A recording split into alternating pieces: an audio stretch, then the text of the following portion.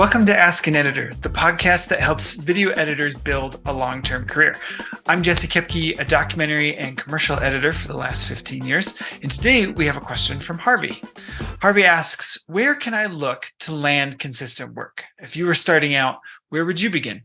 As we chatted, he went on to explain, I got a full-time job editing straight out of uni, but that's mostly editing corporate and event videos. Film has always been my first love, so I want to meet filmmakers and just find places where filmmakers are calling out to editors. This question seems to be in the air because the folks over at the Editing Podcast, also a great show for editors if you haven't listened, just posted a poll on Twitter asking this same question. I'll put the link in the show notes, but to summarize, out of 1,000 responses to the question, how do you typically get editing work? 100 people said Upwork, Fiverr, etc. Over 240 said cold emailing, and over 500, which was the top result, said word of mouth. This is a perfect prelude because those three options are exactly what I was going to talk about today. So the first option is go to where people are posting jobs. So that's going to be Facebook groups, Upwork, Fiverr, Mandy, Craigslist, etc. Some of the pros of this are people are posting jobs for what they need. They're saying, I need an editor. And you can say, great, I'm an editor. Let's work together.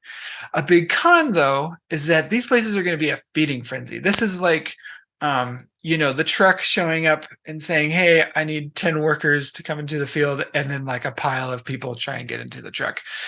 When a post comes out, you're immediately going to have a dozen people DMing their reels or posting their reels. And often it's going to be a race to the bottom for the price. So it's going to be hard to do sustainable work long-term on these platforms. But it can be a good place to start just to see what happens. When I started my freelance journey about 3 years ago, I spent a lot of time in the Facebook groups and I did get a few jobs, but over the years, I've checked it less and less just because it's not necessarily sustainable. So the second option is going to be cold outreach. You are introducing yourself to someone as a potential hire. So pros of this are pay can be a lot better because you're not trying to outbid the people around you and have hopefully the lowest price. You can choose the kind of people you reach out to, which is really nice. You can look for people who are a good fit for your, personal vision, for your skills, for your experience. Some cons are it's going to be a rare occasion that your outreach is going to arrive in that person's inbox at the exact time when they need to hire somebody. Cold outreach is really a long-term play. It's starting a relationship, and then you need to do the work of staying in touch until they're ready.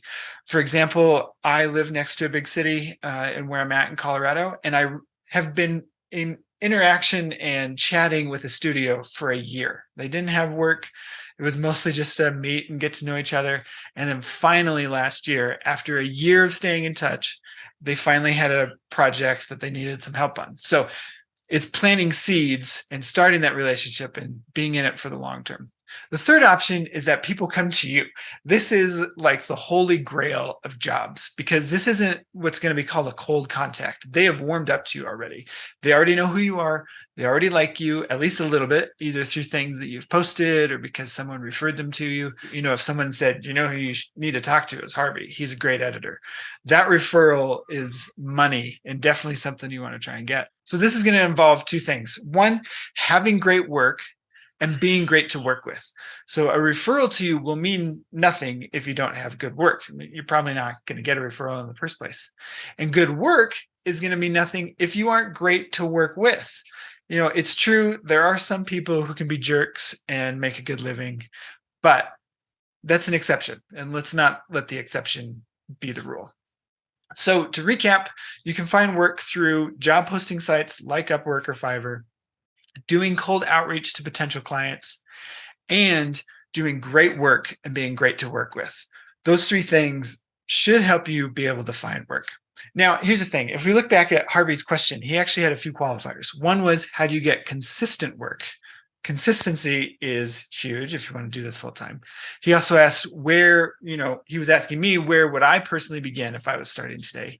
And he also had a note that he wants to get out of corporate and into film, into working with filmmakers. So for consistency, that is only going to come through your efforts. The most successful freelance editors are the ones who are doing the hard work day in and day out. They are growing their skills. They're maintaining a good attitude and being great to work with. They're refining their processes. They're being intentional to gain experiences in the ways that they want to build their career. And they're being intentional to build those relationships. No one source of work is going to be consistent. Like, yes, I got a couple jobs off of Facebook, but it has not been consistent. The only consistency in finding work is going to be you. And you can do the hard work. We just have to choose to do it. There's not a golden pill that's going to automatically bring us all this work. We have to put in the hard work. For where would I personally begin? Here's what I would do. I would use the corporate work and that day job to pay my bills. And then I would start making short films. If films was the thing I wanted to get into, or let's say you wanted to get into documentary, or you wanted to get into commercials, a great way to start doing that is to make your own stuff. So Harvey, if you want to get into film, start making short films. That's going to do two things. One, you're going to need to find people in your area to help. And that's going to start building those relationships, which is super key of being brought on to a film project. And second, you're going to be gaining experience. You're going to be improving your skills on how to edit a short film, your process of how to keep it organized, your experience in, okay, last time I did an action, now I'm doing a drama. How do I do it? You're going to be able to grow your own experience without waiting for somebody to come along. And this is huge, no matter what genre you want to get into.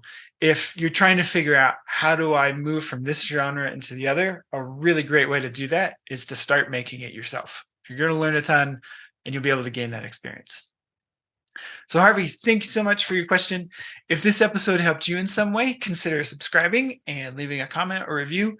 If you have a question that needs answering, just go to askaneditorpodcast.com and submit your question there on the form, and hopefully we can answer it on the show.